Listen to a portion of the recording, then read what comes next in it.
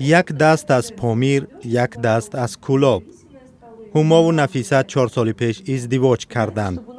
یکی اسماعیلی است، دیگری سنی مذهب، ولی یک جا عبادت میکنند. ما به یک خدا سجده میکنیم. ما الله میگوییم. یک پیامبر محمد صلی الله علیه و آله و سلم را داریم. در بانک در جای کارشان به هم عاشق شدند. ایراد اطرافیان درباره محل و مذهب را نادیده گرفتند.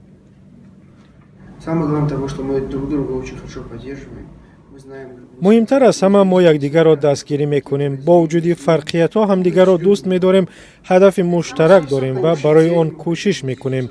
به هر چیزی که درباره ما گفتند، میگویند و خواهند گفت اهمیت نمیدهیم.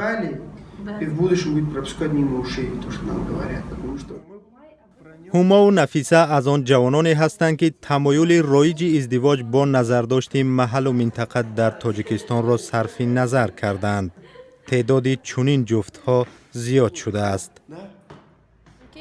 محلگرایی گم شده ایستاده است، یعنی که آدمان دیگر این همشهری خودم گفته با همان کس تنها با همان همشهریان خود مثلا خوجند را گیریم، یا اینکه شهر دوشنبه، یا اینکه کلوب، یا اینکه خاروخ، تنها با همشهریای خودشان ازدواج نمیکنند، بلکه از دیگر شهرها نیز همسری حیاتی خود را انتخاب میکنند.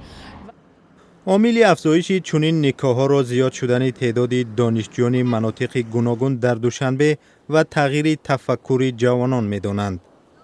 برای این جوان محل معیار ازدواج نیست. رگیون بدخشان.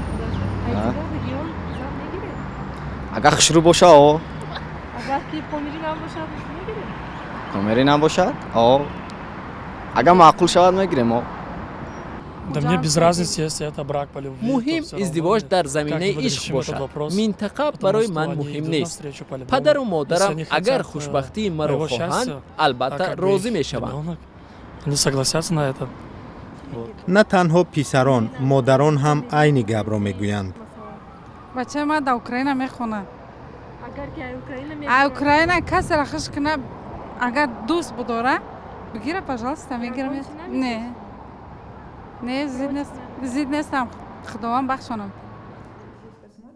گلنوره بگنظر و جامعه شناس تاجیک میگوید آمار درباره ازدواج میان نمایندگان محل‌های گوناگون وجود ندارد، ولی اگر چنین تمایل باشد پس به عقیده او یک مرد شکنی است که برای تقویت صلح در تاجیکستان مساعدت میکند. زندگی یک جایه ملت و اقلیت‌های گوناگون خوب است. در عصرهای میانه شاهان مشکلات خود را با چنین ازدواج‌ها حل می‌کردند.